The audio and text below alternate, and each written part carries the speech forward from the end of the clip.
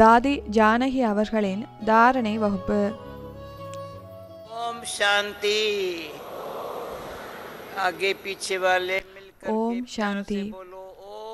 இன்று பாபா கூறினார், குழந்தைகளே, நீங்கள் பக்தி பாதையில் எங்களுக்கு பாதையை காட்டுங்கள், குருடர்களுக்கு பாதையை காட்டுங்கள் என கூவி அழைத்தீர்கள்.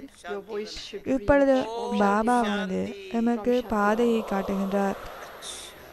எங்கு செல்ல வேண்டும், எப்படி செல்ல வேண்டும் என்பதனை கூறுகின்றார்.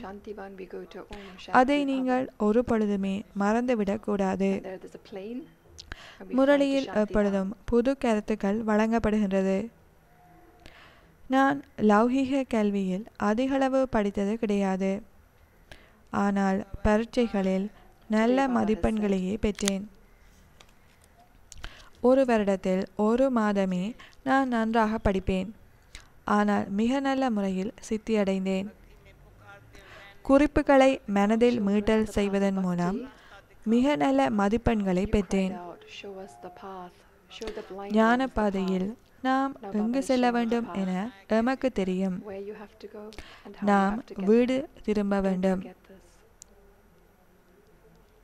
தீதி மன்மோகினியின் ஸ்லோகம் இது வீடு திரும்பும் காலம் என்பது ஆகும். 1982 தீதி லண்டனுக்கு வந்திருந்தார். 1983 அவர் உடலை நீக்கினார். அவர் அமுத வேளையில் மிகவும் சக்தி வாய்ந்த ஸ்திதியில் காணப்படுவார். அதனால் நாங்கள் இலேசாகிவிடுவோம். இது வீடு திரும்பும் காலமாகும். உங்களது வார்த்தைகளில் இந்த வாசகத்தை மீண்டும் மீண்டும் உச்சாரணம் செய்யும் அளவிற்கு உங்களது ஆர்வம் காணப்பட வேண்டும். வீடு திரும்பும் விருப்பம் உள்ளவர்களுக்கு இயல்பாகவே எல்லையற்ற விருப்பமின்மை ஏற்பட்டுவிடும். ஒரு பிணத்தை எரிப்பதற்கு செல்லும் பொழுதோ மக்கள் விருப்பமின்மையுடன் காணப்படுவார்கள். அவர்களே மீள வீடு திரும்பியவுடன் அனைத்தையும் மறந்துவிடுவார்கள். பிரச்சனை உருவாகும் பொழுதோ விருப்பமின்மை, பின்னர் மீண்டும் பற்றில் மாட்டிக்கொள்வதாக இருத்தல் கூடாது. இல்லை, எக்காலத்திற்கும் விருப்பமின்மை காணப்பட வேண்டும். இந்த பழைய உலகம் பாவகரமானது. ஆகவே இந்த பழைய உலகில் விருப்பமின்மை காணப்பட வேண்டும். அந்த எல்லையற்ற விருப்பமின்மையின் மனோபாவம் நம்மில் துறவு மனப்பான்கையும் ஏனையவர்களுக்காக நல்லாசைகளை ஏற்படுத்தவும் உதவி புரிகின்றது. இதனூடாகவே நாம் முன்னோக்கி பயணிக்க முடியும். விருப்பமின்மை அத்துடன் துறவின் ஊடாகவே நாம் முன்னோக்கி நகர முடியும். நீங்கள் விலகி வந்த நபர் அல்லது பொருள் எதிலாவது உங்களுக்கு பற்று காணப்படுமாயின் உங்களால் முன்னோக்கி நகர்வதற்கு பதிலாக உண்மையில் பின்னோக்கி நகரத் தொடங்குவீர்கள். அந்த நேரத்தில் இதுவே நடக்கின்றது என்பதனை கூட உங்களால் உணர முடியாதிருக்கும். ஒவ்வொரு நாளும் முரளியில் பாபா கூறுகின்றார், ஆன்மீக தந்தை ஆன்மீக குழந்தைகளுடன் கற்பிக்கின்றார். முழு கல்பத்திலும் இவ்வாறு எவராலும் கூற முடியாது. ஆன்மீக உணர்வில் உள்ள குழந்தைகளுக்கே தந்தை கற்பிக்கின்றார். நாளை பாபாவின் வருகை அல்லவா? ஆகவே ஏனைய அனைத்தையும் மறந்துவிடுங்கள். பாபா எந்தவிதமான கவலைகளும் அற்றவர். ஆகவே சென்றிருக்கு என்ன நடக்கும், அது எவ்வாறு, இது எவ்வாறு என பலதையும் யோசித்து குழம்ப வேண்டிய அவசியமில்லை. நான் எவருக்குமே ஒரு சுமையாக இருத்தல் கூடாது. மேலும் எவரும் எனது சுமையான ஸ்திதிக்கு காரணமாக இருத்தல் கூடாது. என்னுடைய செயல்கள் தவறானது, அத்துடன் என்னிடம் தெய்வீக குணங்கள் இல்லை என்றால் நான் மற்றவர்களுக்கு சுமையாக மாறிவிடுவேன். If you have attachment நான் சேவையை அன்புடன் செய்யவில்லையாயின் சேவை எனக்கு சுமையாகிவிடும். பின்னர் எனது நித்திரை முடிந்துவிடும். or for people, என்னுடைய சேவை நன்றாக இல்லையாயின் எனது வேலை காரணமாக சீனியர்ஸுக்கு நித்திரைக்கு செல்ல முடியாது விட்டுவிடும். you don't know at that time இந்த சேவையாளரது ஸ்திதி நன்றாக இல்லையே என்பது அவர்களுக்கு சுமையாகிவிடும். today what I'm trying to say is நீங்கள் யக்யாவில் இருந்து உண்கின்றீர்கள், ஞானாமிர்தத்தை பெறுகின்றீர்கள். இந்த மதுபனின் சூழ்நிலையில் தங்கியிருக்கும் பொழுதோ Baba says this every day. சுயத்தையும் Spiritual father, குதாவையும் மாத்திரமே பாருங்கள். in the whole அப்பொழுது cycle நீங்கள் of இருவருமே no one can say நண்பர்களாக இருக்க the முடியும். spiritual father teaching the spiritual குத் children. என்றால் சுயம், It's the Khuda children who என்றால் stay in that இறைவன். state of spirituality. நான் Teach them. இறைவனை நண்பனாக கொண்டிருக்கும் பொழுதோ நான் செய்யும் அனைத்தும் துல்லியமாக இருக்கும். இறைவனை நண்பனாக்க வேண்டுமாயின் நீங்கள் என்ன செய்ய வேண்டும்? அவர் கூறுபவை அனைத்தையும் How long do I செய்ய stay in that வேண்டும். state of spirituality? அவர் கூறுபவற்றில் நன்மை உள்ளது என்பதில் எப்பொழுதும் நம்பிக்கை கொள்ளுங்கள். Whatever services happened has happened. நாடகம் will பற்றிய always இந்த happen. ஞானத்தை I have பாபா no விரும்புகின்றார். கூறுங்கள், உங்களுக்கு ஆத்மா Baba is basically மற்றும் one பரமாத்மா with no concerns. மற்றும் So why should I நாடகம் have any பற்றிய concern? இந்த What will ஞானம் happen to the பிடித்திருக்கின்றதா? center? What உங்களுடைய about this? What about அட்டவணையை சோதித்து that? பாருங்கள். Don't worry about that. நாடகத்தின் ஒரு வேறுபட்ட காட்சி Neither I should be a உருவாகும் burden பொழுது on someone, nor anyone should be a burden on me. நான் ஒரு ஆத்மா மற்றும் பரமாத்மா ஆகிய விடயங்கள் மறக்கப்பட்டு விடுகின்றதா? My virtues are not there, then I'm a burden on நாடகத்தின் பல காட்சிகள் கடந்து சென்று கொண்டிருக்கின்றது. I don't do service with இருந்த love. போதிலும் Then ஆத்மா service starts to become a உடலினுள் burden. மிகச்சிறிய புள்ளியாக அமர்ந்துள்ளார் என்ற விழிப்புணர்வு சதா பேணப்பட வேண்டும். Even service can feel like it's a burden. இறைவன் And it makes you மேலானவற்றில் lose your எல்லாம் sleep. மேலானவர். அவரை எனது சகபாடியாக சதா வைத்திருக்க வேண்டும். Seniors, நாடகத்தின் ஒவ்வொரு காட்சியிலும் நானும் கடவுளும் because சகபாடிகள். they're concerned that this one doesn't have a good stage. மக்கள் உங்களுடைய புகழை பாடும் அத்தகைய விதத்தில் தீவிர முயற்சியை செய்யுங்கள்.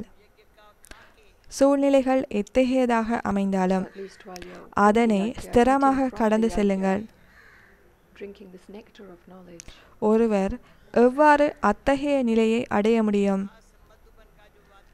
அதற்கு பாபாவுடைய ஞானத்தை மீண்டும் மீண்டும் கடையுங்கள். Atmosphere of Madhuban, whether it's Shantivana, வேறு Madhuban, எதுவும் wherever, தெரியாவிட்டாலும் it's all Madhuban. Baba என கூறுங்கள்.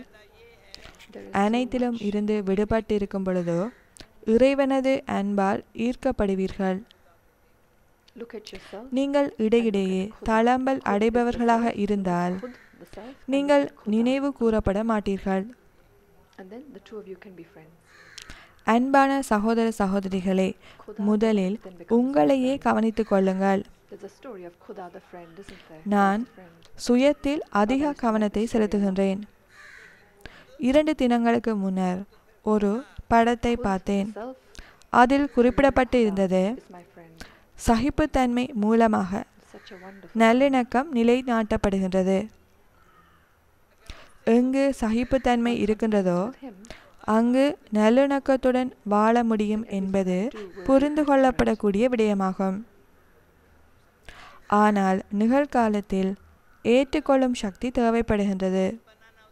If you want to make Khuda, God, your friend, எதுவுமே நடக்காதது போல தொடர்ந்து முன்னேற வேண்டுமாயின் எனது கைகள் whatever he gets me to do, நாடகத்தின் சூழ்நிலைகளை இயல்பாகவே விலக்கி always think there is benefit in முன்னேறிக்கொண்டே நாம் செல்ல வேண்டும். பல நபர்களுக்கு that. நியாயப்படுத்த Baba தெரியும், has this knowledge of the ஆனால் drawback விட்டுவிட of தெரிவதில்லை. இது மிகப்பெரிய தவறு ஆகும். புகழ தகுதி வாய்ந்தவராக இருக்க வேண்டுமாயின் சூழ்நிலை எத்தகையதாக இருந்தாலும் உங்களுடைய ஸ்திதி மிகவும் நன்றாக இருக்க வேண்டும். ஏதாவது நடந்ததா என ஏனையவர்கள் உங்களிடம் கேட்கும் நிலையில் நீங்கள் இருத்தல் கூடாது. இல்லை, பொருளாதாரத்திலும் சரி, உறவு முறையிலும் சரி, எத்தகைய மாற்றம் இடம்பெற்றாலும் உங்களது ஸ்திதி அசைக்க முடியாததாக இருக்க வேண்டும். இந்த கல்வி மிகவும் உயர்வானது. புகழ தகுதி வாய்ந்த நிலையை அடைய வேண்டுமாயின் தந்தையை பாருங்கள், தந்தையை பின்பற்றுங்கள். நான் பாபாவிடம் கேட்டேன், இனிமையான பாபா, உங்களுக்காக நான் என்ன செய்ய முடியும்? உங்களது அன்பிற்கு எவ்வாறு கைமாறு வழங்க முடியும்? பாபா கூறினார், தந்தையை பாருங்கள், தந்தையை பின்பற்றுங்கள். அன்று முதல் பாபாவின் மீதான அன்பு அதிகரித்து விட்டது. தந்தையை பாருங்கள், தந்தையை பின்பற்றுங்கள்.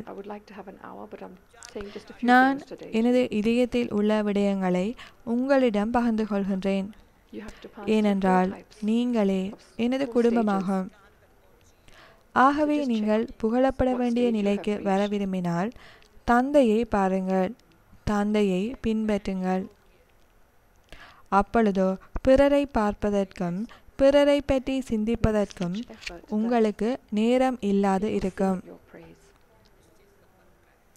ஏன், எதற்கு என அனைத்திற்கும் ஒரு காகத்தை போல வினா எழுப்பியவாறு நான் உள்ளேனா என சூட்சுமமான முறையில் உங்களையே சோதித்து பாருங்கள். நீங்கள் புகழ தகுதி வாய்ந்தவர்களாகுவதற்கு பாபாவுடைய அனைத்து தெய்வீக குணங்களையும் உங்களினுள் உள்ளெடுத்து கொள்ள வேண்டும். பாபாவிடமிருந்து சக்திகளை பெற வேண்டும். அப்பொழுதே அனைத்து பலவீனங்களும் முடிவடைந்து விடும். இதனூடாக பிறருக்கு காட்சி வழங்கும் மூர்த்திகளாக நீங்கள் தோற்றமளிப்பீர்கள். பிறருக்கு அமைதியின் திருஷ்டியை வழங்குவீர்கள்.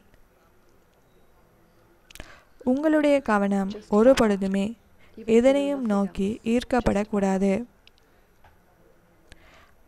மேலும் சதா திருப்தியாக இருத்தல் வேண்டும், சதா களிப்பாக இருத்தல் வேண்டும். களிப்பாக இருப்பவர்களாலேயே தமது ஒரு கண திருஷ்டியின் மூலம் பிறருக்கு களிப்பின் அனுபவத்தை வழங்க முடியும். எளிமையாக இருக்கும் பொழுதோ நீங்கள் முழுமையை அனுபவம் செய்ய முடியும். அப்பொழுதோ நீங்கள் வழிபட தகுதி வாய்ந்தவர்களாக மாறுவீர்கள். இப்பொழுது கூறுங்கள், உங்களது ஸ்திதி எத்தகையதாக உள்ளது? நாளை பாபா வர இருக்கின்றார். நான் நினைவு கூறப்படத்தக்கவராக, புகழத்தக்கவராக, மேலும் காட்சிகளை வழங்கக்கூடியவராக உள்ளேனா என சோதித்து பாருங்கள். உங்களுக்கு கற்றுக்கொள்ளும் மற்றும் மாற்றத்தை கொண்டு வரும் மனோபாவம் இல்லையாயின் உங்களால் முன்னேற்றமடைய முடியாது. உங்களில் மாற்றத்தை கொண்டு வருவதற்கு முதலில் உங்களை குறித்து நல்ல உணர்வுகளை கொண்டிருங்கள். இந்த மாற்றங்களை உங்களால் இன்று கொண்டு வர முடியாவிட்டால் நாளை என்பது நிச்சயமில்லை. உங்களையே நீங்கள் கேளுங்கள், இத்தனை காலமாக நான் எதனை செய்தேன்? இன்று முரளியில் பாபா கூறிய 4 விடயங்களை உங்களுடன் பகிர்ந்து கொள்ள நினைக்கின்றேன். 1. எதனை பற்றியும் கவலை கொள்ளாது புத்தியின் உதவியுடன் உள்முகமானவர்களாகி சுயத்தில் கவனத்தை செலுத்த வேண்டும். 2. எந்தவித பற்று மற்றும் விருப்பங்கள் அற்றவராகி இறை நினைவில் மூழ்கியவராக இருக்கும் பழக்கத்தை ஏற்படுத்திக் கொள்ளுங்கள். 3. பணம் அத்துடன் புகழ்ச்சி எனக்கு தேவைப்படக்கூடாது. 4. சுயமரியாதையில் நிலைத்திருந்து பிறருக்கு மரியாதை வழங்குதல் வேண்டும். இதனை செய்வதில் எந்தவித செலவும் இல்லை. ஆனால் அதிகளவு வருமானத்தை இதில் சேகரித்து கொள்ள முடிகின்றது. ஓம் சாந்தி. ஆன்மீக அனுபவங்களை மும்மொழிகளிலும் பெற்றுக்கொள்ள எமது யூடியூப் சேனல்களுடன் தொடர்ந்தும் இணைந்திருங்கள்.